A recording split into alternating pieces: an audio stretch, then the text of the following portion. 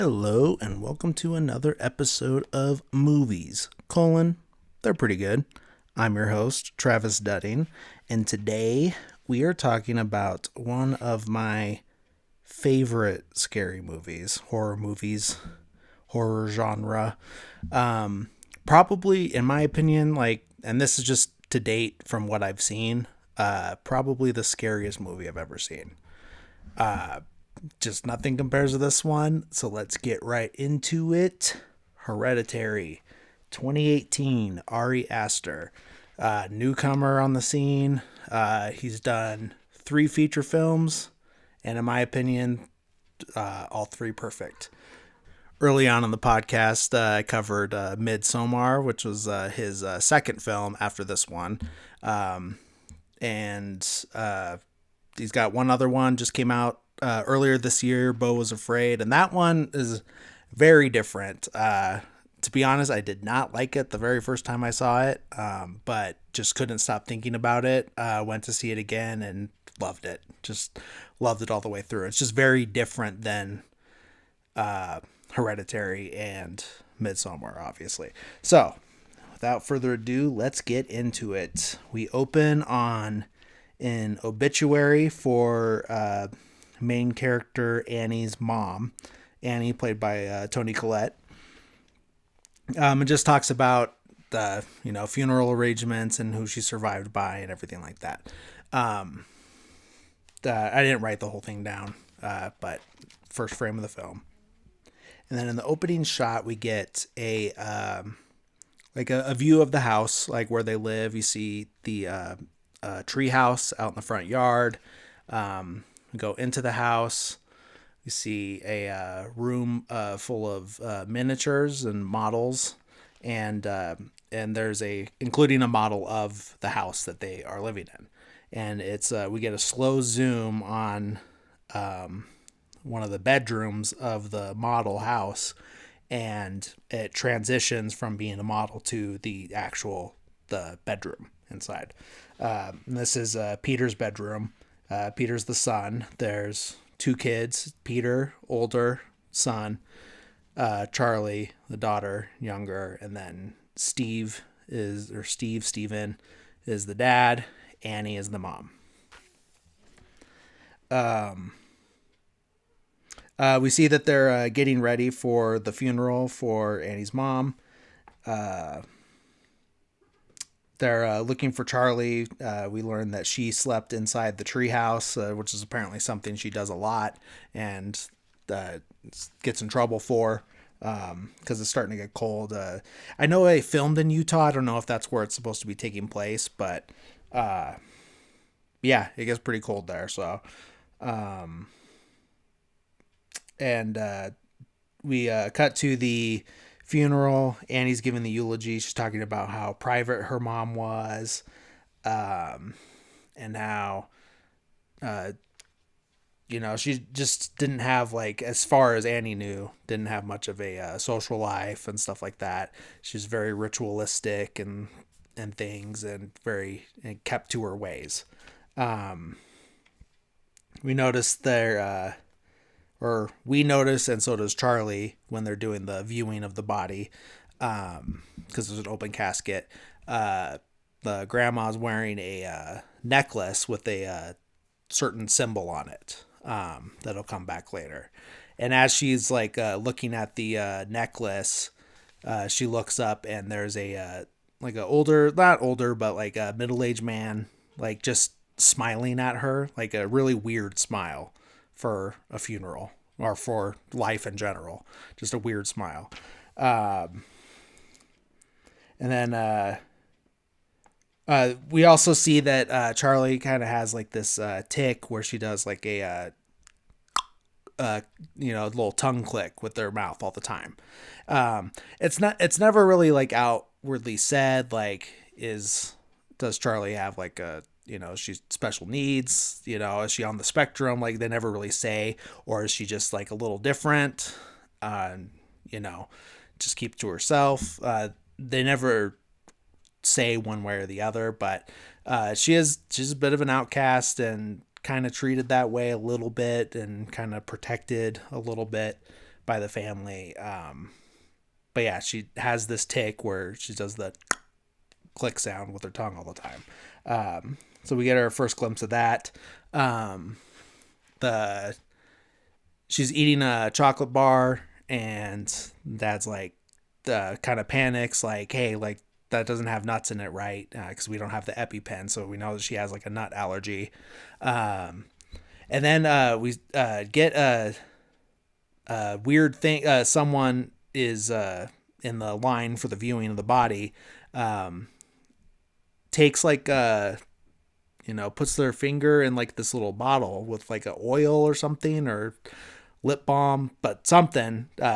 Rubs her finger in the bottle and then puts it on the grandma's body, on her lips. So just interesting. It's not like it's the someone in the family. It's like one of the random friends and stuff. So the family gets back to the house. Steve's making sure, like, it just kind of asks Annie, like, hey, like, how are you doing? And she's like, like, I feel weird. Like, I feel like I should be sadder. Like, is that bad? And then they're kind of like, like, I get it. So we could see that the relationship with her mom was a little strained, but we haven't got any of the major details on that yet.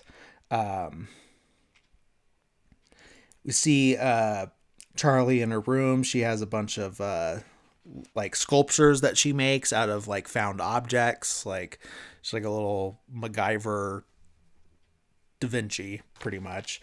And then she also does a lot of drawings too, and we see like a few of her sketches and stuff like that.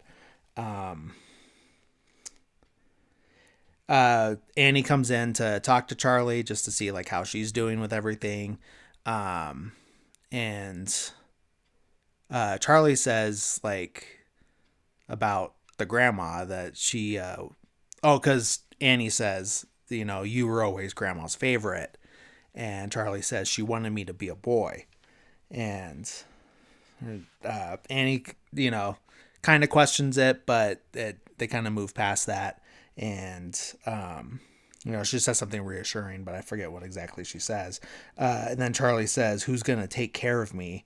And like, what are you talking about? Like, I'm here. It's like, no, like when you die. And he's like, well, your dad would take care of you. Peter would take care of you. You'll be okay, but like, you don't have to worry about that anytime soon, basically. And then just Annie's trying to be more reassuring, and she's just telling her story. Like, you never cried as a baby. Like ever. Like, even when you were born, you never cried. And then like as she's comforting her and just like sitting with her, she like looks behind the bed on the wallpaper, and there's a word carved into the wallpaper, and it's like satiny. It's Satony. I wrote it down. But Annie just clocks this but doesn't say anything, and there's not enough of an expression to read like what she's thinking about that, but that'll come into play a little later. She goes up into, she's in like maybe like a spare room. It's not the attic, and it's not her mom's room, but there's a bunch of boxes and stuff, and she goes through a box of her mom's stuff and finds this this book. That's what it is. No, it's not. It's just stuff that she got from her mom, because it's a book that her mom gave her called Notes on Spirituality, and there's a postcard in the front of the book, and the postcard kind of has like a hey, like, I'm sorry things are weird between us, and I'm sorry you're going through a hard time, but everything's going to be fine in the end. And basically like our challenges will reap rewards in the long run, that type of thing. So it sounds like very religious, but you can't really pin down what exactly. And when she goes to leave the room and she turns off the light, she sees like a ghost of her mom, like not like see-through, not like an apparition, but like her mom is like there in the room. and she notices, it turns the light back on, and she's gone. So she's a little like freaked out about that. We see Charlie in class. She's building like a little sculpture thing. Like she's got like a little travel size bottle of the what is it? The Gold Bond powder.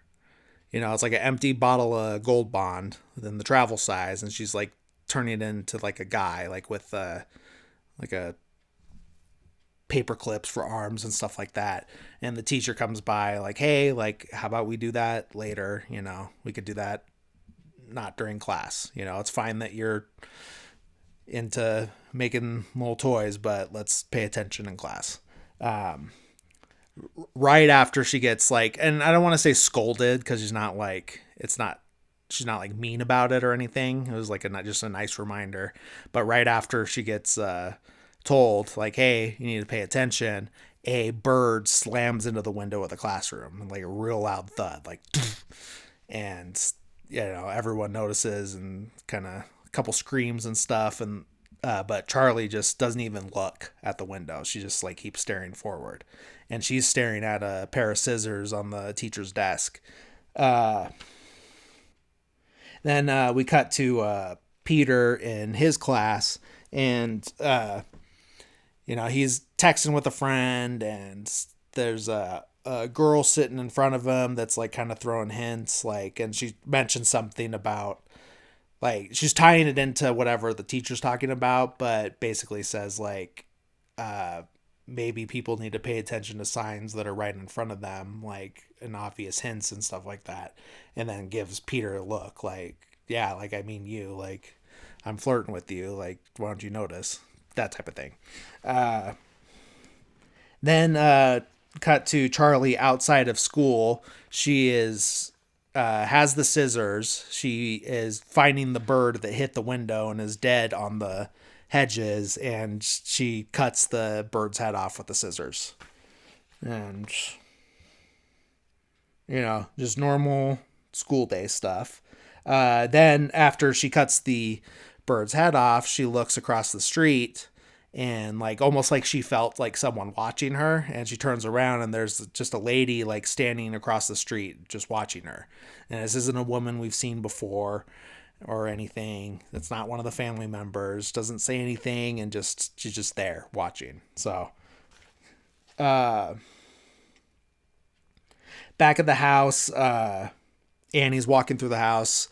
She goes by her mom's room, which and the door's open, and she kind of goes in there, and there's like this triangle like carved or drawn on the floor near the bed, and she doesn't really spend too much time in there. And then she closes the door and says like, hey, like, Steve, did you open the door? And he's like, no, I didn't open the door. Like, well, like maybe one of the kids did. But they're like, all right, like, and then they go and find the key to lock the door from the outside. And Annie's just like, I know it's silly, but it just would make me feel better if that room is closed off. And Steve's like, yeah, like, no need to apologize. Like, I get it. Don't worry about it.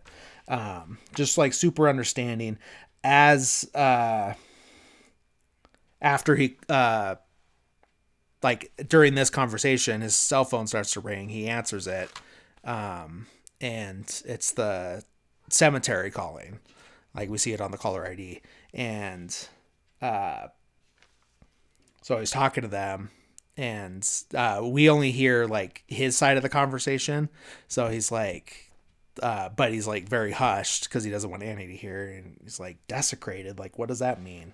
Like, so apparently the mother's grave has been desecrated by someone. But we don't get too much information at that point. Like, that's all we hear. Annie says she's going to go see a movie, and then leaves, on her own. We see that she like isn't actually going to the movies, but she is going to a, basically like a group grief counseling type thing. It's a group session where, for people coping with loss. But she's just like embarrassed about it, I guess. So she doesn't want anyone to know that that's what she's doing. So in the group, they like someone's we hear like the end of someone's story, and then the leader says like, okay, like so we have some new faces, like would anyone like to introduce themselves, like no pressure, but if you feel comfortable and want to tell your story, like now's the time to do it. Annie raises her hand and then kind of hesitates, and she's like, oh no, no, like never mind, like, but then changes her mind again and starts to talk about her mom, and she talks about their strained relationship. She talks about like the kind of pressure that her mom put on her, and how like when Charlie was born, like she didn't want to feed, or like she like kind of took over and kind of like was very pushy and would be like, no, like you, like she didn't want Annie to feed her, like she wanted to feed her herself. Maybe she says that when she's talking to Charlie, actually. Anyway, that doesn't matter, because and then she starts to talk about the rest of her family. She talks about how her father starved himself to death, basically, and how her brother committed suicide, hung himself in the mom's room, blamed the mom for it, and said that in the note that she was trying to put people inside of him. And they don't really clarify that. And then what else? Yeah. So she just like unloads like all this like very heavy stuff, and then there's like the kind of an awkward silence at the end, and everyone's just kind of like doesn't really know what to say to any of that, because it's it's intense. Like that's a lot of stuff. And then she also just talks about how she's conflicted. It's like, I feel like I should be sad, but like because she was my mom, but here's all the reasons that that I maybe don't. So we cut to Charlie in her room, and she's doing like another craft. I think this now she has the head from the bird that she decapitated, and she's putting that on a figure. But while she's doing this at her desk, there's like a weird light thing that happens like um throughout the movie, and it's kind of hard to describe it like without showing it, but it's almost like it's throughout the whole room, and then it kind of comes to like a finite point, like around Charlie, and it's almost like it was getting her attention, and she gets up and goes outside, and almost like she's like following something that we can't see or hear. Cut to Peter asking his mom if he can borrow the car so he can go to a party. He's saying that it's just like a barbecue that the school's putting on. Then Annie asks like, oh, like does Charlie want to go? And he's like, I don't know. Like, well, did you ask her? He's like, no. Like, I'll ask her, but I don't think she's gonna want to go. Then we see Charlie outside, and she has followed this light or whatever to kind of like the top of a hill, or she's got a little bit down the hill, but she's looking further down the hill, and she could see what looks to be her grandma like sitting amongst like a bunch of flames. Like, not that she's on fire, but like there's flames around her. And she's just like watching, and then Annie comes like, hey, like what are you doing out here barefoot? Like you're gonna get sick. And Charlie's like, I want grandma. And then like this upsets Annie for whatever reason, and maybe just frustrated, and she's like, you're going to this party with your brother, like, and Peter's like, yeah, like that's fine, like, whatever, because he knows that Charlie's not gonna have a good time, and you know, and it's like it's kind of refreshing because he's not like fighting it, you know, like it might happen in a movie, and that might be like the tropey thing to do, but he really doesn't like fight it. He's like being logical about it. It's like he knows that she's not gonna have a good time, but he's still gonna take her because it's this is the big brother, and so they're going to the party. On the way there, we see a telephone pole just on this like wide open road, but they focus on the telephone pole because the symbol from the mom's from the grandma's necklace is on the telephone pole. So they're just like focusing on the symbol. Like, okay, that's weird. Wonder what that means. Uh, show Showing at the party. Bunch of people there. There's people in the kitchen. They're chopping nuts to make a cake, presumably. Peter is like sees that girl from his class and is kind of talking to her, and he's like, "Hey, do you smoke weed?" And she's like, "Yeah, there's a bong in the other room. Like, let's go." And he goes upstairs and then tells Charlie, it's like, "Hey, like, you just want to hang out down here for a sec, um, and I'll be back in a few minutes, and like we'll hang out." And she's like, "All right, like whatever." And he's like, "Hey, like they're handing out cake," and she's like, "Not to everybody." And it's like, "Yeah, like it's for everybody. Like just go stand there, and they'll hand you a piece of cake." So she goes to get a piece of cake, and he goes upstairs to smoke.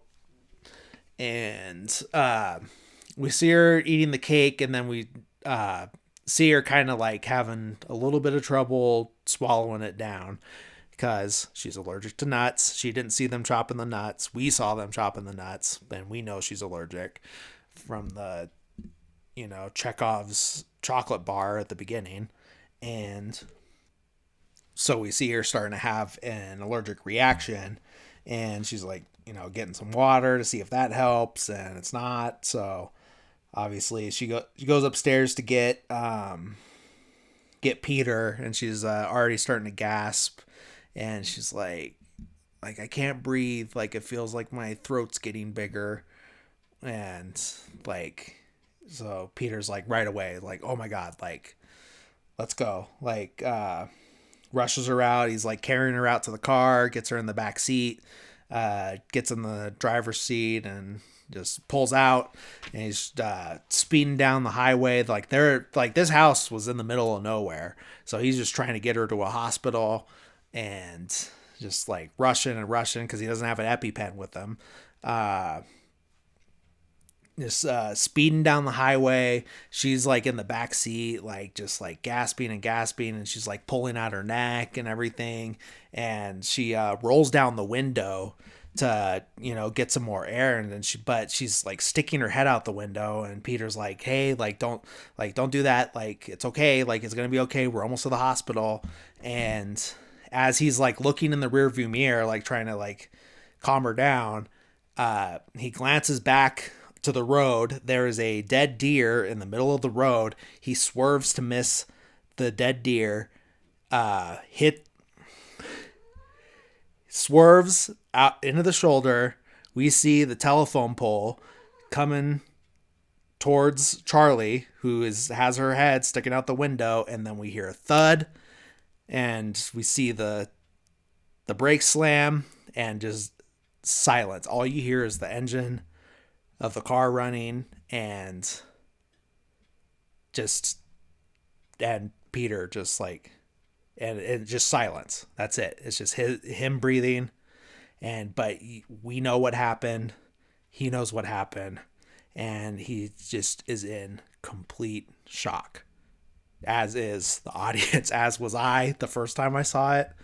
I could not believe it. Like, oh my god, like she just like whacked her head on this telephone pole in a speeding car, and now there's no noise coming from the back seat, and he does like a glance in the rearview mirror, but then like is just like calming himself down, like because he's in shock, and he's just like, it's okay, like he's just like lying to himself, like it's okay, like all right, and then just slowly starts driving again, and we see him pull into the driveway, and he gets out of the car, goes in the house.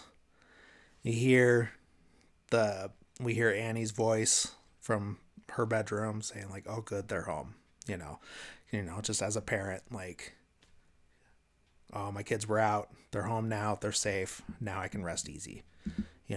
And we see him go to his room, just get into bed, fully clothed in the clothes because he's just in shock. He lays down and like he's not sleeping though, like he's just laying there. We see him with his eyes like wide open. We see it transition to daytime, and it's the morning. We can hear Annie getting ready to go out, run errands, whatever, and it's just staying on Peter's face, like wide eyes wide open, like it's still in shock, obviously, like as anyone would be, and we can hear her like leave the house, open the car door, get in the car, start the car, and it's quiet for a little bit, and then just her screams, and it's just, and the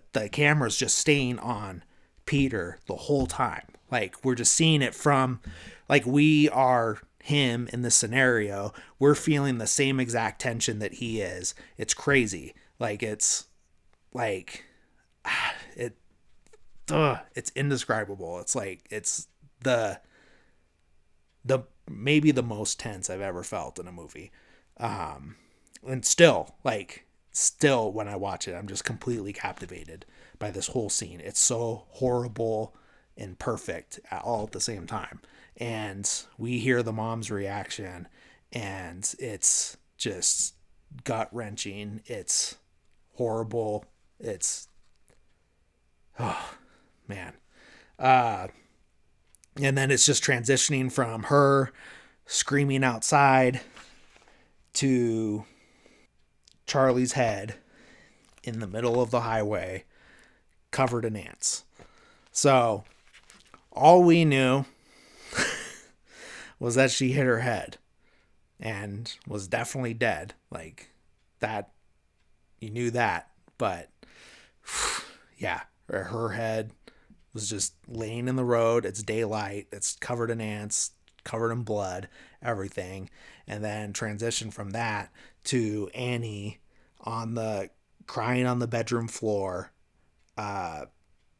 just with Steve there trying to console her as much as anyone can, and he's obviously going through it too. It's his daughter, and Annie's just screaming I just want to die. I just want to die. I can't live. I can't, it's yeah. And the crying continues as it transitions to Charlie's funeral, and it's the burial, and we see the casket going down, and Annie's still screaming. It's like it's the same continuous screaming and crying that transitions all the way through this whole thing. And the camera lowers with the casket into the ground, and then just transitions out of that whole horrific, bleak, one of the most depressing scenes. And I'm not going to say it's the most depressing. There's some worse stuff. But oof, man, very, very heavy. And I got to say, like, if there's one thing Ari Aster does the best, it's capturing grief and loss and sudden loss. Because it's different. Like, It's a different loss when a relative is sick for a while, and I'm not saying it's not hard to lose somebody that you love when it's like been a long time coming, someone has cancer, they've had it for years, and one day they are gone, but you've had the time to prepare for it. And it's still hard. That's not easy at all. A lot of times you're there with them, you see them deteriorate. That's its own hard thing. That's very difficult. But it's a whole different thing when they're just gone.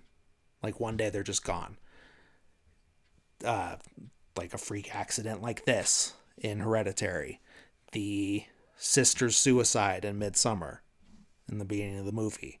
Like those are very sudden things you're not really prepared for. Maybe a little bit more with the suicide, especially in that case, in that movie, where there were some signs, there was obviously a fear, like, hey, like she's doing this a lot, she's saying these kinds of things a lot, but that's not always the case either with a suicide. And then you also are probably telling yourself a lot, like, it's okay, like the coping mechanism was being like, oh, like she just always does this, like these empty threats and stuff. It's not always an empty threat. One day it could be real, But yeah, I'm just saying, like, I know I got off on a whole tangent, because I can relate to losing someone to a sudden loss. And that's why I know how good Ari Aster is at capturing that. Because when I'm seeing those scenes and I'm watching them with my family, we know, like, oh my God, like he knows what he's doing. Like he's showing it very accurately. Like, and we also get to see how different people process this singular event.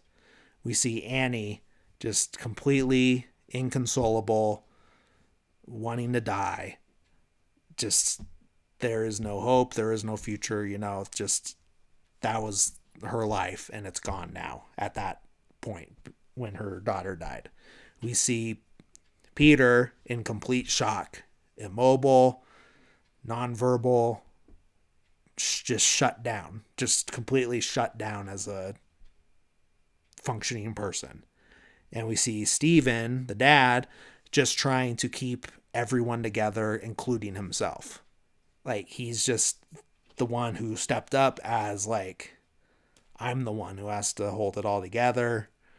And we see that, like, has its effects too, And I'm not saying that there's any one way to handle something like that, because there isn't.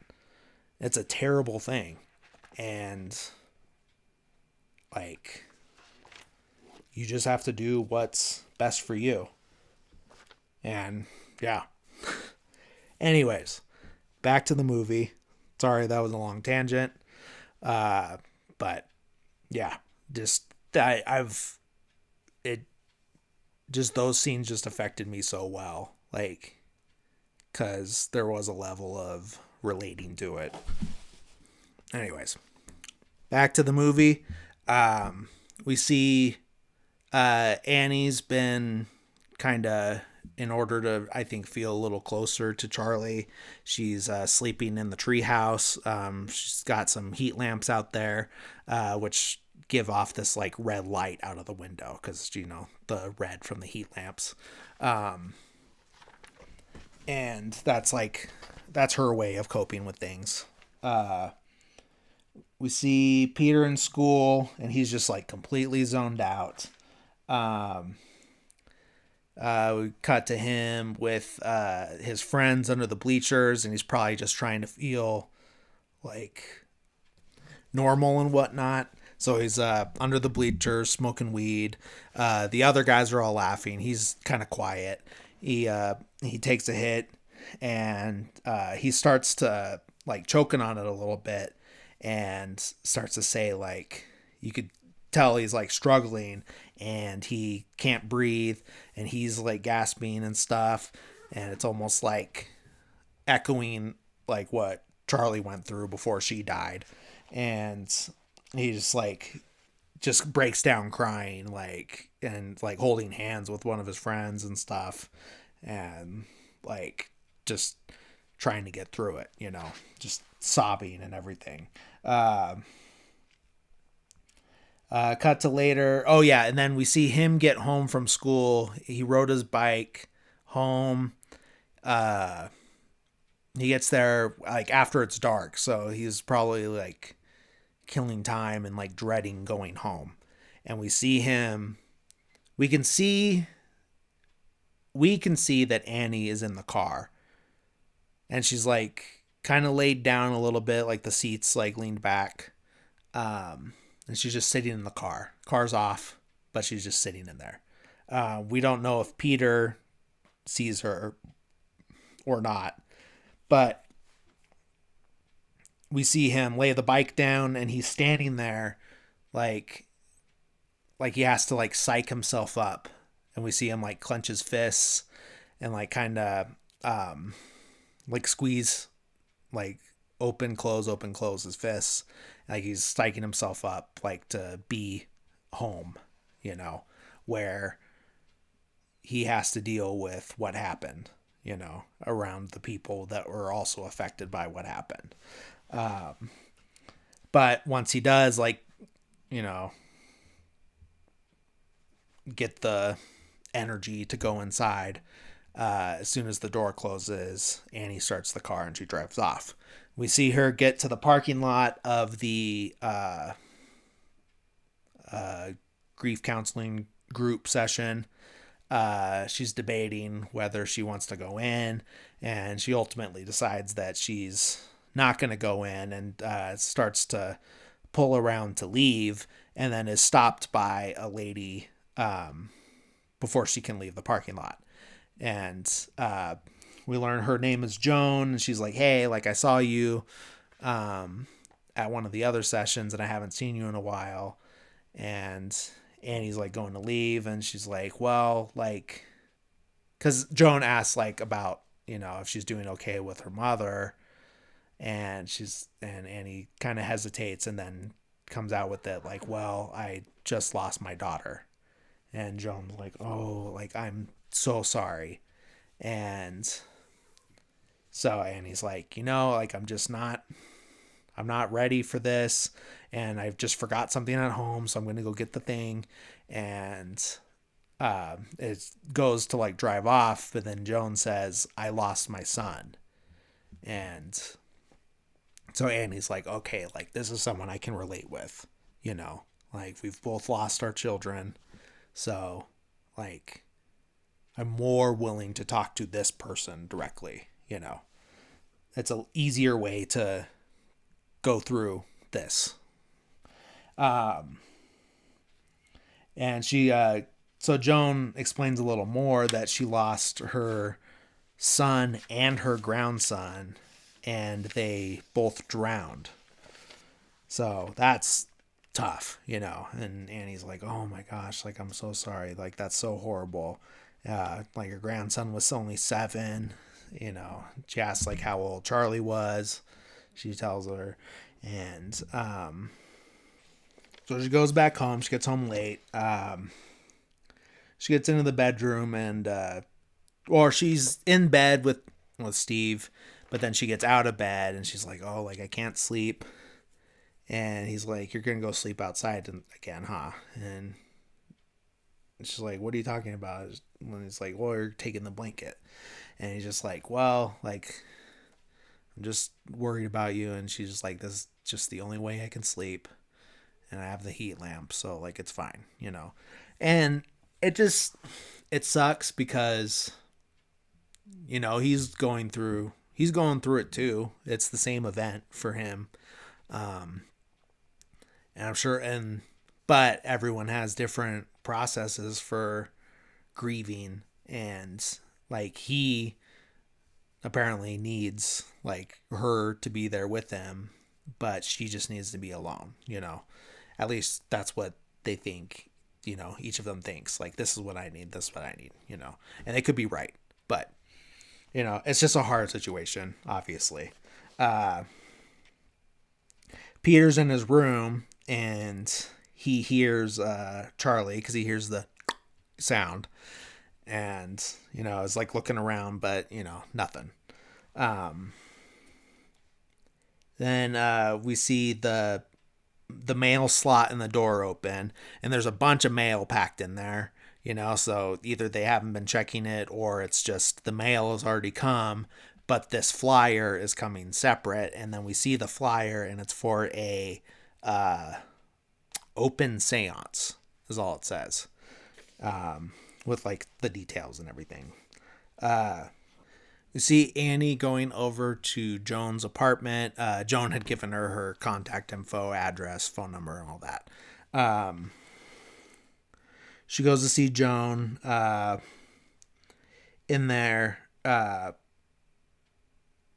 When she's knocking on the door, she like looks down and notices Joan's welcome mat, and it's like you could tell it's like a homemade one. And she's like, you know, like I saw your welcome mat, and my mom used to make ones like that. And Joan's like, oh, like that's cool, you know.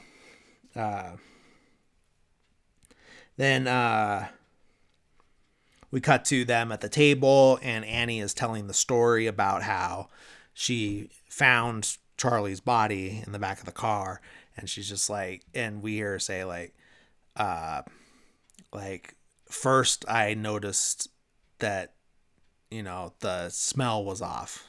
Like that's the first thing she noticed. Like something doesn't smell right, and then she looked in the back and saw her body, and then how she didn't have a head, but she knew it was Charlie because, you know, of her hands and her fingernails, like he's like, and it was Charlie's clothes, you know. Uh, yeah, and just, you know, obviously she's breaking down crying when she's telling this and everything. Then Joan asks like, "How's your relationship with Peter, your son?" And this is where we find out that their relationship prior to this accident was already strained anyway.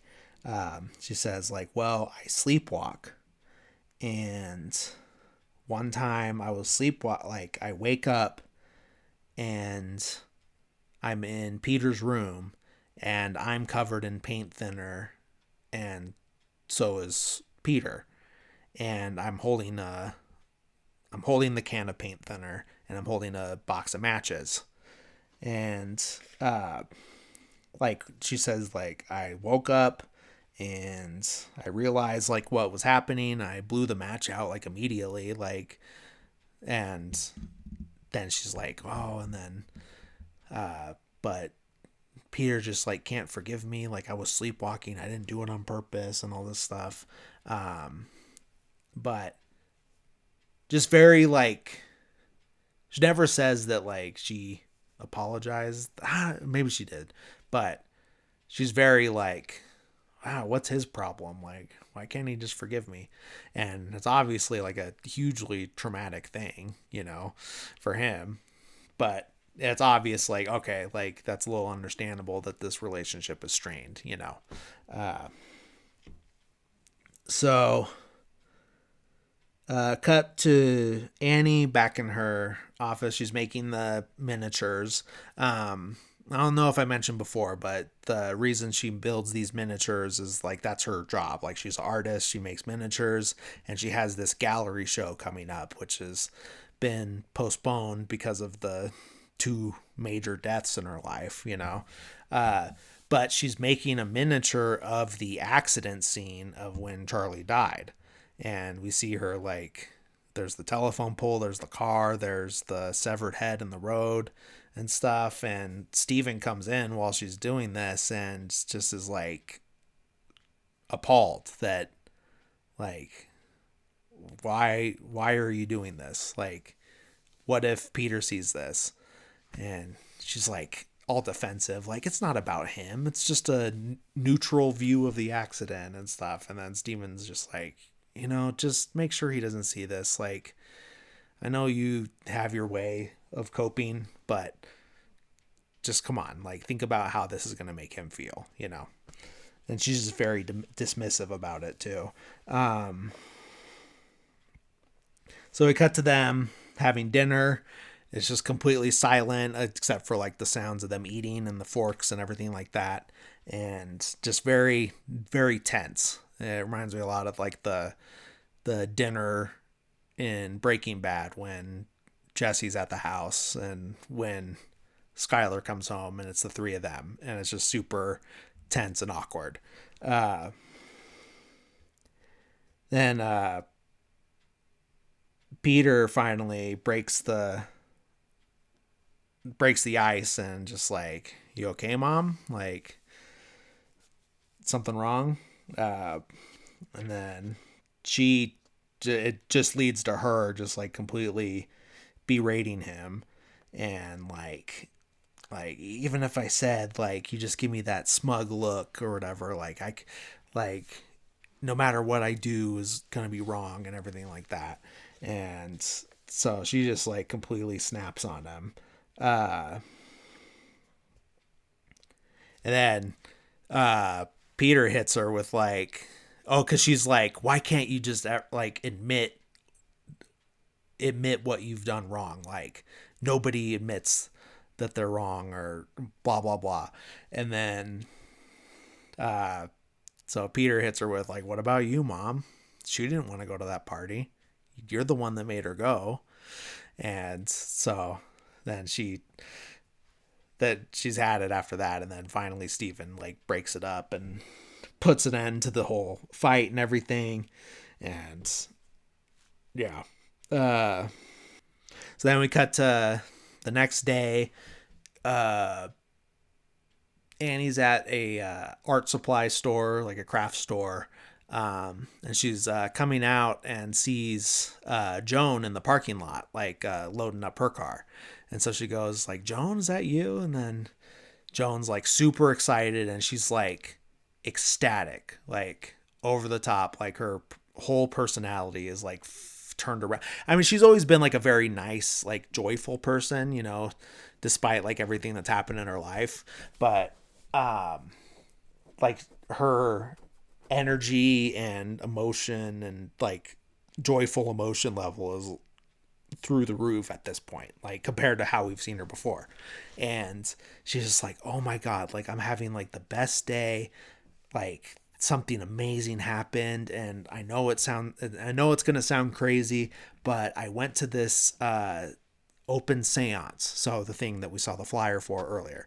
And she's just like, and it was like incredible. Like I went there fully skeptical, and they had all these like scientists and psychiatrists that were also like skeptics, and I was sitting next to this guy who was like a neuroscientist or something like that.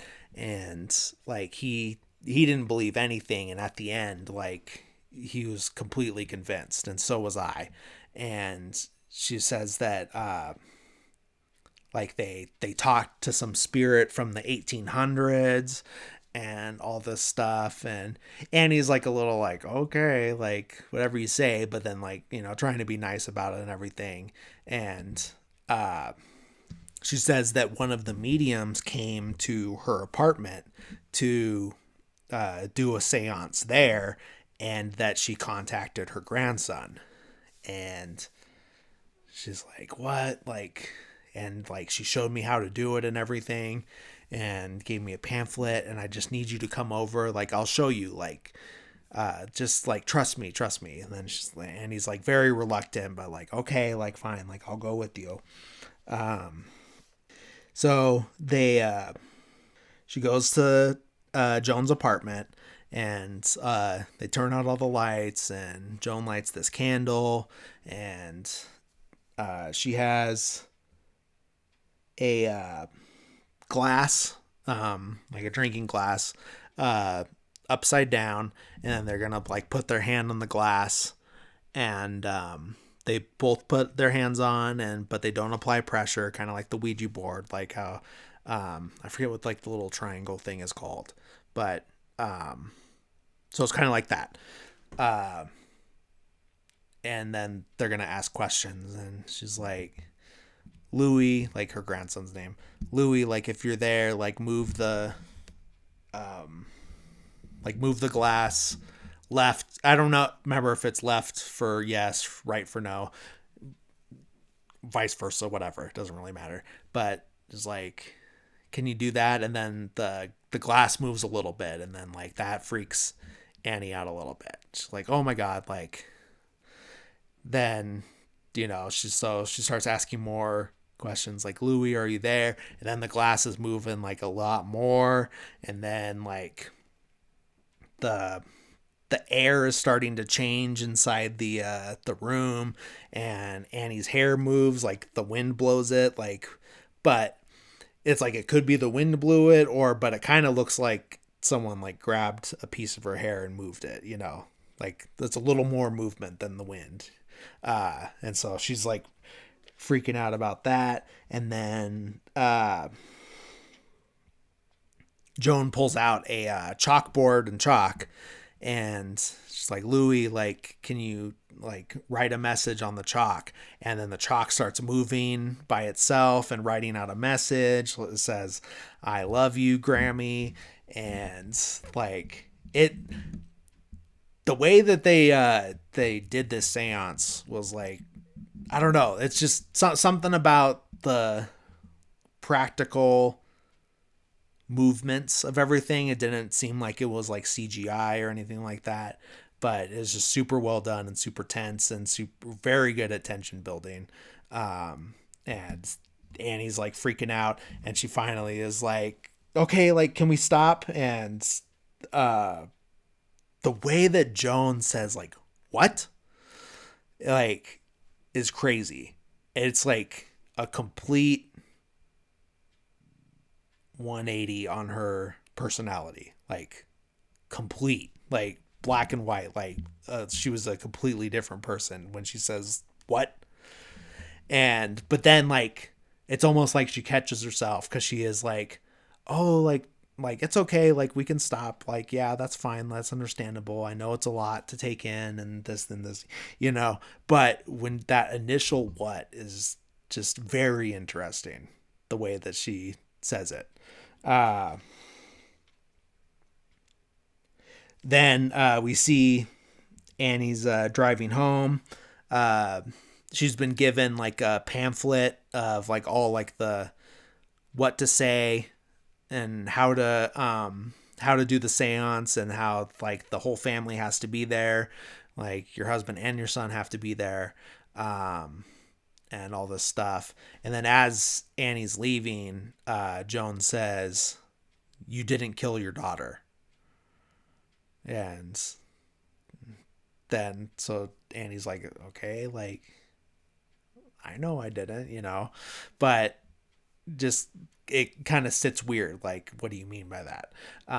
So yeah, like I said, she's driving home, and like as she's driving home, there's the click sound like in the car, and Annie like freaks out and slams on the brakes and turns around, and then obviously there's no one there, so so she's like super on edge. We see her sleeping, and I don't remember if she's sleeping and wakes up and notices, or if she's just awake and notices, but there's ants on her pillow. And then so she like gets up, and then like they're all over the bed, but then she can see them coming out of the wall, and like there's a trail like going down the hallway. So she follows the trail of ants, and it leads to Peter's room. And we see Peter is like, his head is like completely covered with ants, a lot like how Charlie's head in the middle of the road was covered in ants. And we see she like opens her mouth like wide, like she's screaming, like, but like screaming in silence. And then we hear Peter's voice, Mom. And then she like wakes up. So she's been like sleepwalking. So that the ants were all a dream, and but it like led her back to Peter's room again, like in the other story. And Peter asks her like, "Why are you afraid of me?" Or "Why are you scared of me?" And she says, and immediately regrets when she says it, that I never wanted to be your mother. And then like claps her hand to her mouth, like, oh my God, like I shouldn't have said that. And so Peter's like getting upset. It's like, what? Like, you didn't want me? And like he's starting to cry, and she's like I never wanted to be your mother. Like I tried to have a miscarriage. I tried to stop it, and because he's like, oh, like then why'd you have me? You know, like I tried to stop it. It's not my fault, and like all this stuff. I tried to have a miscarriage and it didn't work. And then he's like, you tried to kill me, and she's like, no, it's not like that. And then they're like, now they look like all wet, like super sweaty and everything. But then like a match lights, and it's like, oh, they're like covered in paint thinner or whatever, and it's like everything goes up in flames, and then she wakes up again. So it's double dream within a dream, you know. uh then we like see her go to wake up Peter, and she wants to, yeah, she's like getting everybody downstairs, like I figured it out, like just come downstairs, like we all need to do this together. So she wants to do the seance, so she practiced it and whatever, and then gets everyone downstairs, and obviously like everyone's a little like, okay, like what's going on, this is crazy, what are you talking about? Peter's more on board than Steven is. Like he's the bigger skeptic of the three, or of the two, because Annie's already had it proven to her. um so they all like gather around the table, they're holding hands. Then like as uh Annie's like starting to try to contact Charlie, um Peter's like, do you feel that? Like it feels like the air is flexing. And then there's glass breaks in a cabinet behind them. And then uh Annie starts talking in Charlie's voice, and is like, mom, like I'm scared, like what's going on? Mom, this is scary, like Peter, what's going on, like, you know.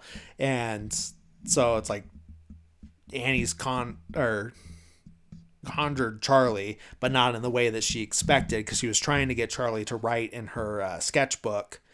But instead, like her voice was coming through, and then like Steven ends up like throwing water on her to get her to like snap out of it. And Annie has no idea what happened. Like she's like, "Oh, why the hell did you do that?" And like Peter's crying, he's like sobbing because he's freaked out. Like he heard his sister's voice coming out of his mom's mouth, and like glass was breaking and the air's flexing and everything. So just super freaked out. And Steven's like still not convinced on anything, but it's just like, why are you doing this to Peter? You know, like I don't know. I don't know how you're not convinced something's going on, you know, after all that. But um so cut to Peter back at school. We see that the weird light thing that happened to Charlie before she saw her grandma, like with the flames and everything, that happens to Peter. Then he notices like that there's like a weird light thing going on in the classroom, and he's like a little freaked out about it. He looks to the side and sees his reflection in a one of the glass doors of the cabinet, and his reflection is smiling at him. And then like as he's like looking at the reflection, then the sound happens like right in his ear, and he like jumps and stands up, and the teacher's like, you okay? And he's like, yeah, I just need to go to the bathroom. And then he like leaves the classroom. Then we see that Peter called his dad and went and picked him up from school. That he was like scared and wanted to come home. Uh, Completely freaked out. Uh, Annie uh, completely just destroys all her models because she gets a voicemail. She could hear it on the answering machine, like, "Hey, like this is the gallery. Just want to see how you're doing." And she just like snaps and just breaks all her models. And Steve's like, "What the fuck happened?" And she's like, "I just didn't want to look at them anymore." You know. Uh, then we see Charlie's notebook is drawing by itself. It's laying on her bed, and then the like pages flip, and then like a drawing is appearing. There's no like pencil like floating or anything like that. Just like the sketches are just appearing on the page, and they're all of Peter like with his eyes xed out, and he's it looks like he's screaming. Um, See, Peter wakes up and like is hearing the sound again, but then he sees Charlie like in the corner of his room, and as he's looking at her, her head rolls off, hits the floor, and like is like turns into like a volleyball or something. um and so he's a little freaked out by that. uh then we see the dog starts barking in the hallway, and the door slams on the dog, and then uh he's like hands come from behind his bed and start like pulling on his head, like just like grabbing his head, and he's like struggling and screaming and everything like that. And uh then we realize that it's Annie behind the bed, and it's like she was sleepwalking but like trying to pull his head off. That's what Peter says, is like, "You're trying to pull my head off." And she's like, "No, like it's fine, like nothing, like I wasn't doing that, you were just dreaming that or whatever." And then so Annie tries to take the notebook because she knows that it was like drawings, she saw the pictures and everything, and she's like, like something's not right, I think I messed up, like, you know uh trying to conjure Charlie, so I'm just gonna burn the notebook and then be done with all of this. And so she goes to put it in the fire, and as the notebook starts to burn, her sleeve starts to catch on fire. And it's not until she grabs the fire poker, pulls the notebook out, and stomps the fire out, that the sleeve stops burning. So she's like, "Okay, like I tried to burn it, and that didn't work because then I'm gonna catch on fire if I do that." So she goes to see Joan, like to figure out like what to do. Like, "Hey, like I try to do the seance, and then all this bad stuff's happening," and just kind of confront her, like, "What do I do? Like, why is this happening? Like, did you set me up? Whatever." She's like, she just needs to go talk to Joan because this is like the only person that she can talk to about this. And she's like pounding on the door, trying to get her to come answer, and doesn't seem like she's home. But the camera from inside Joan's apartment, we see it kind of pulling back from the door more into the living room, and we see that there are shrines with like the symbols from the telephone pole and the grandma's necklace. We see a picture of Peter with the eyes gouged out. We see, and then we also see all of Charlie's. Did I say Peter with the eyes? Yeah, it's Peter with the eyes gouged out. And then we see Charlie's sculptures, like her toys and stuff. We see the gold bond guy. We see the bird head. All those. Like, how does she have those? A, and why? like, what is her connection to the symbol, and why is Peter's picture there, you know? And then we also see like the triangle that was carved into the grandma's floor in her bedroom is carved into the table. So that's like part of it too. Um, so obviously Joan's not there, so Annie leaves. Uh, we see Peter at school, and he's sitting out at like a lunch table, but like outside of the school, and we hear his name being called. He hears his name being called, Peter. And he looks across the street, and it's Joan, like yelling for him. He's never met Joan, so he doesn't know who she is. And she's like, Peter, I expel you. And she starts saying these words that we've seen carved into the wallpaper around the house. Because I forgot to mention it was the satiny, and then there's a couple other ones that were carved in different rooms. And they kind of just were sprinkled throughout the movie. And she starts to say some of the words, and she's like, get out. And so, but no one else, it's like a crowded outside, but no one else is seeing her or hearing her except for Peter. So that's freaking him out even more. We see Annie back at the house, and she's going through a box of her mom's stuff. She picks up this book, and she's scrolling through it and finds some pages that are highlighted. And there's a picture of like a guy on a horse or a camel, I forget. And it says it's Payman, and he's like one of the kings of hell, and that Payman needs a male body. Like, he prefers a male body. And then there's this photo album.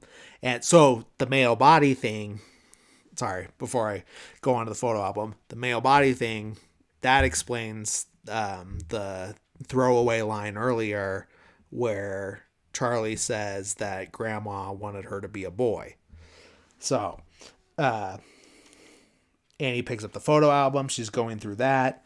There is a picture of Joan in there. So Joan was a friend of her mom's. She had no idea. Joan never mentioned this. And she's never seen Joan in her life before this group thing. Then there's these pictures of like her mom as part of these rituals where they're like showering her with gold coins and stuff like that. So just like a lot of weird stuff. And then there's also, and then we see, this is also in the photo album. There's pictures of like all these people in this cult, this group or whatever, are praying to the family portrait of Annie, Steve, Peter, and Charlie. It just like this, like a family one that you put in like a Christmas card or something. They're just all bowing down to this picture. So, you know, that freaks her out, obviously. Cut back to Peter at school. He's back in the classroom, and he sees like the light again and notices it, but it cuts away from that, and we see that Steven has gotten an email from the cemetery, and he opens the email, and then there's pictures of the grave being like, oh wait, maybe Annie sees the email. I don't remember. Sorry. But okay. Anyways, an email from the cemetery comes in, and the grave has been desecrated, obviously, like from before, but now we actually see pictures. We see that the grave was dug up completely. We see Annie go to the attic, and she opens it. As soon as she opens, it's one of those ones where you pull it down from the ceiling. As soon as she opens the attic door, flies come out. And so obviously like, okay, like what's going on? And she like coughs like there's a bad smell up there. Like, okay, what is it? She goes up there, and in the corner is presumably her mom's body, uh, but missing the head. So we don't know for sure whose body it is. It could be Charlie's because she doesn't have a head. But later, Annie says, I'm pretty sure it was my mom's body, you know. Then also on the wall of the attic is the symbol from before, but it's drawn in blood on the attic wall. Or maybe it's the ceiling. But either way, symbols in blood. Cut back to Peter in school. He hears the sound behind him and then jumps again. But then all of a sudden his hand flies like straight up in the air, like almost like something grabbed it and was like pulling him up. And like the teacher notices like, Peter, do you want to have something to say? But then like notices something's wrong. We see Peter's face. It looks like almost like not only is his arm being pulled up by an unseen force, but like he's not breathing, and like almost like someone like fish hooked his mouth, you know, and is like pulling up on his cheek. And because his cheek like is like puffed out, he's like shaking, and like his eyes are watering and stuff, like almost like he's like being punched too, almost like he got punched. And so he's got his arm like straight up in the air. Everyone's like looking at him like, oh my God, like what's going on? Like this is weird. And then all of a sudden his like he gets pulled back, and then his head slams into the desk twice, like face first, like smashes nose, head slams in the desk, and then he finally like, it's almost like he got released from whatever was doing that, and he like flies back into the chair, and he's like, oh, like he's like screaming and crying like, what's going on? And everyone's like shocked. We see the phone ringing back at the house, but Annie is outside in the rain, like processing everything she saw or looking for something. We're not really sure, but she's out in the rain, so she doesn't hear the phone ring. So then we see Steve get the call from the school at his office, and so he goes and picks up Peter, and he's taking him home. Peter's all bandaged up on his nose. They hit a red light. They're stopped at a red light, and Steve just breaks down crying. Like this is where he has hit his breaking point. He's been trying to keep it together this whole time, and he finally just hit the like just overflowed, you know. And then he just releases right there in the car, and presumably Peter's like all drugged up on whatever pain meds, so he's just like out of it in the back seat. And this is Steve's time to just cry it out, you know, at the red light. Well, it turns green and he's still crying and everything, but there's no one behind him. He's pulling into the driveway, and he's out there, and she's like acting like super erratic. She's like, oh my God, what's going on? And then like following the car and like looking in the window, she sees Peter. Steve's like not having any of it. He's like, he's hit his breaking point, not only with the emotions, but also with her, because he's just like not understanding where she's coming from, and she's also given him very few reason to believe her, you know. So Annie helps Steve carry Peter to his bed. They get him in bed. She tells Steve about the attic, and he's like, oh, what are you talking about? And so he goes and opens the attic. He goes up there, and he's like, oh my God, like, you know, we hear him. We don't see him up there, but we hear him. And he comes down. He thinks, because he got that email and everything, he thinks that Annie is the one that dug up the body, because she's been acting so erratic and everything. And he also says, like, that's what you've been doing when you say you're going to the movies. You're digging up her body and stuff like that. And she's like, no, no, no, because that this is where her lying about, even though she was not doing that, obviously, we like from what we know, like she was just going to that grief counseling thing. And but because she lied about that, then that makes her look more suspicious. uh and then she's telling Steve that she tried to burn the book, but then her arm caught on fire. And that, but I mean, she's not doing a very good job of explaining it because she's just so like panicked and worried and emotional and everything. So, like, as you would be, like, I'm not saying like, oh, like she's a woman being emotional. I'm just like, this is just how it is for her. And, uh, so she's trying to explain it to him. He's just like not really believing anything, and like almost like he's not even taking it in. And she's just like, no, like I tried to burn it, but I can't. Like I think it has to be you. Like you have to burn the diary, or not the diary, the notebook.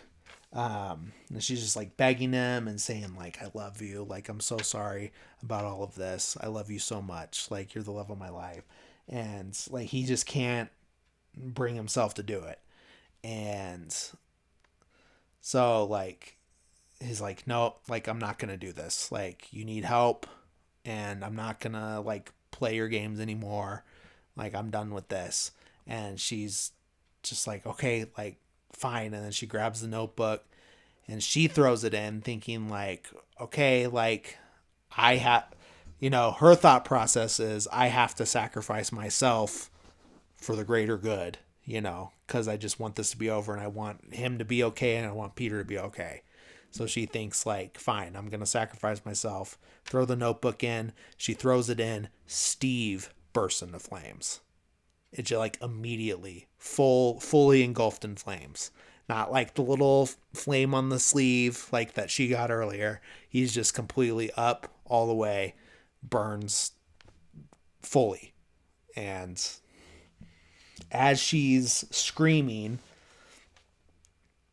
like while he's burning, or like the silent scream like before, like in of shock, uh, we see the light from before kind of envelop her, and as it like envelops her, she like goes into like a trance, like almost like she's become possessed by this light.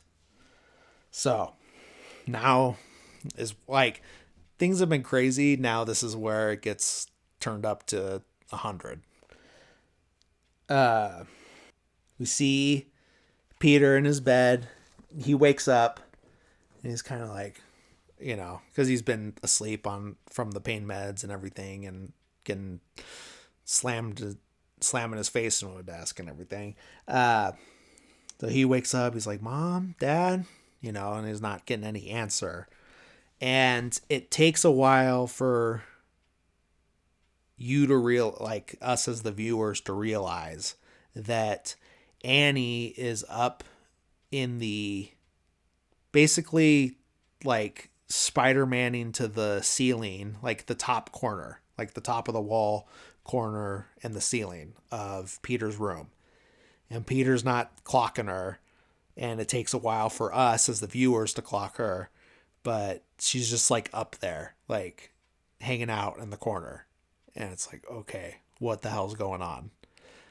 And it's dark, the sun's gone down at this point, so that's why it takes you a while to like notice her there. And then we get like a kind of a more of a close up on Peter's face as he's like looking around, and he looks like away from the door. And as he's looking away from the door, this is where you'd see fucking Annie like swim through the air. It's weird, like, it's the craziest looking, what I assume has to be a practical effect for it to look this good. Because, like, I hate in movies where they do like where like a monster or zombie, something like that, ghost, like moves too unnaturally to where it's like, Like there's a difference between practical unnatural movements and digital unnatural movements, to where I don't know. It's closer, because uncanny valley is like the when it's like digital and it's too close to real life, but you like your brain knows that it's not, and but it's just so close. The There's something about this practical effect, and it's a lot of what you get in like The Exorcist as well, because that was all done practically, and I think that's what makes that so disturbing. I'm gonna spend way too much time on this stupid one effect, this one scene, but it's the one that stuck with me the first time I saw this movie. I literally, like, in the theater, I went by myself to go see it, and like just out loud. Like I'm not usually like an out loud reactor, especially when I'm alone, but when I saw her like float through the air, and I just out loud said like, "What the fuck?"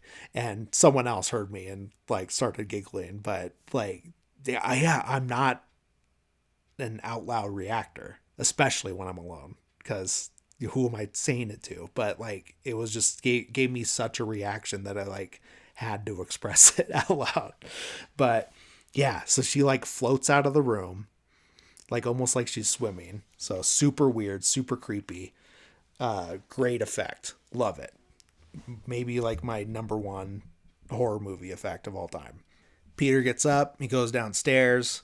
At some point, I think when he's still upstairs, you hear like a loud thud, but we're not really sure what it is. He goes downstairs. The piano's knocked over. That's something we hadn't seen happen before, so I assume that's what the big thud is. He's down there. He goes to the living room where he finds his dad's burnt corpse. You know, his dad got Uncle Owen, Aunt Brood, and so obviously like he's freaking out a little bit about that. Like not a little bit, he's freaking out a lot about that. While he's looking at his dad, we once again see Annie up in the ceiling, but she's like higher up, and it's she's in the background, like a little out of focus, and Peter's up close in the foreground. He hears a sound, or like feels like eyes on him. We see a naked man in the dark doorway smiling at him. I think it's the same guy that was smiling at Charlie at the funeral, but I'm not 100% sure. But it looks like the same guy. Like same build, similar smile and face, but obviously at the funeral he had clothes on. And it was lit differently. Then, like right as he notices that guy in the doorway, then he turns, and Annie is runs out of the corner and starts chasing him, chases him up the stairs, and he's just like, "Mom, like, I'm sorry," like, you know, he luckily runs up. Well, I don't know about luckily. he he runs up the ladder for the attic. He gets in the attic and closes the door like just in time, and then there's pounding on the attic door, you know, that he's like sitting on, and he's like pulling it closed and everything, and he's like bawling. He's like, "Mom, I'm sorry. I'm sorry. It's okay. Like, I'm sorry. I'm sorry. I'm sorry. Like, just stop." Like, and then we cut to Annie, who is on like upside, well, you know, the attic door is on the ceiling. She is on all fours on the attic door, pounding her head into it. That's what the pounding is. And it's just like, it's super violent. It's super like, just super fast, like unnaturally fast, like pounding her head. Like, oh, that's another like very, that's an image that sticks with you too in this one. And then she finally stops.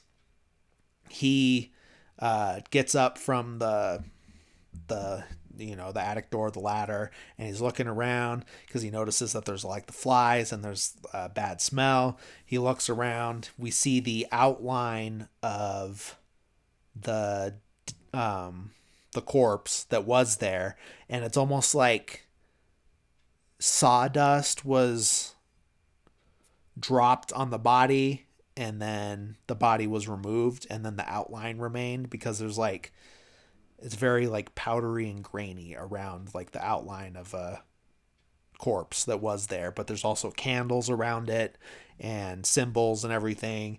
And then we see more naked people just standing in the attic smiling at Peter. He notices this. Then we hear like a squelching sound, like a and Peter looks up and we see Annie floating in like the crest of the attic because it's under the roof. So she's up in the crest and she has like some like a piano wire, something like that. And she's just going back and forth, like sawing through her own neck, and just back and forth, just like looking down at Peter. And I think this is where he notices the naked people and jumps out the window because his mom's sawing her own head off, and there's weird naked people up in the attic and a outline of a dead body and flies and symbols and everything, and it's all too much for him. He jumps out the window and lands in the garden with a thud. And then we get a slow pan down to him as we continue to hear the sound of Annie sawing her own head off, and then the sound stops and we hear a thud and like the head rolling, and then we see the light coming down from the attic window into Peter laying presumably unconscious in the garden, and the light goes from upstairs into him. And then we also see a shadow, which is looks like it could be Annie's shadow, floating above him too, like away from the window. And then he gets up. We see Annie's headless body float from the attic up into the treehouse, just floating up into there. And then Peter gets up and we get a close up of his face as he does the click. So this is where I gather that it was Charlie's soul, spirit, whatever, that possessed Annie. That's what took over her. And then once her body was used for its purpose, went down into him. It might be more complicated than that, and I'll get into that a little bit after I finish off we're almost at the end here. So yeah. Then he's walking over to the treehouse, or Charlie, whatever. We see that the dog has been killed. We see the dog's dead body. We see more naked people in the woods, like just hanging out in the edge of the woods. Climbs the ladder up into the treehouse. There are people bowed down with their heads bowed on the floor. It is like very well lit with a bunch of candles everywhere.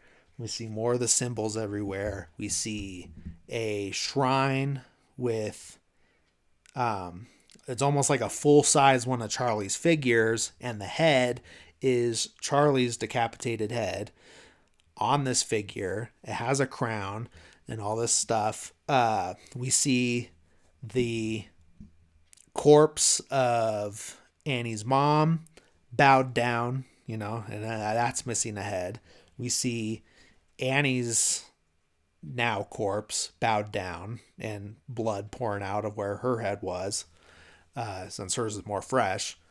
We see that basically everybody that's bowed down is naked except for the two dead bodies and one other person who stands up and comes over to Peter slash Charlie and starts to comfort, as because looking down at the they're looking down at the bodies, like, and kind of almost like worried and noticing. And then we hear Joan's voice. This is Joan. And she's like, "Oh, Charlie, it's okay. Like, this is all like, like this is a good thing. And then she says that you are Payman, the seventh king of hell. I don't know if it's seventh, but, and then goes into the speech like we got rid of your female body and gave you this new healthy male body that is fit for you. And then, like, after this whole speech, and then like we reject the Trinity and like bring others to you, and like all this stuff, like this really like grotesque, disturbing, like very uncomfortable, especially if you like have a religious background. It's very like, oh, like and yeah. And then they just start chanting like, "Hail Payman, Hail Payman," and then cut to black and credits. And then we zoom out, and then we see like the whole treehouse, but like surrounded by black. It's pretty cool. Real cool shot. But then yeah, ends on that "Hail Payman," and then goes to credits with this like oddly uplifting, out of character song for everything you just witnessed. And oh man, just an insane movie. Yeah. So the way I gathered what happened is that this entity, Payman, was supposed to take over Charlie all along, which is why the grandma was like so obsessed with Charlie. But because Payman prefers a male body, they needed to correct that, is how Joan put it. And so they needed, so this was all orchestrated either by a, well, obviously there is supernatural things going on, because some of that stuff couldn't happen just from a crazy cult, you know. uh Obviously, like, you can have some crazy people believe some crazy things, but that doesn't explain how Annie could be floating and stuff like that. So yeah, this whole thing has been orchestrated from the beginning, Charlie's death, like, because her spirit needed to be able to leave that body and go into a male body, and her brother being the ideal one for whatever reason. And yeah, just a crazy movie, lots to think about, lots of memorable, iconic, just living in my head forever scenes. And I just watched, I mean, I watched it last year, but I just rewatched the Shudder. That service did a 101 scariest movie moments, and which I think the moment that they picked was Charlie getting decapitated, but that was like the number 3 scariest movie or whatever for that countdown, which is saying something for how new it is. I mean, it was only 2018, and with like with a year like 2020 in the middle, that not a lot, like, obviously a lot of movies came out, but in terms of the whole span of horror movies, like that's not a lot of time from 2018 to now to have that recent of a movie be number 3. And then what, 2 and man, what was 2? I don't remember. I think 2 was The Thing, and then number 1 was Texas Chainsaw Massacre. Which that one's up there. That one's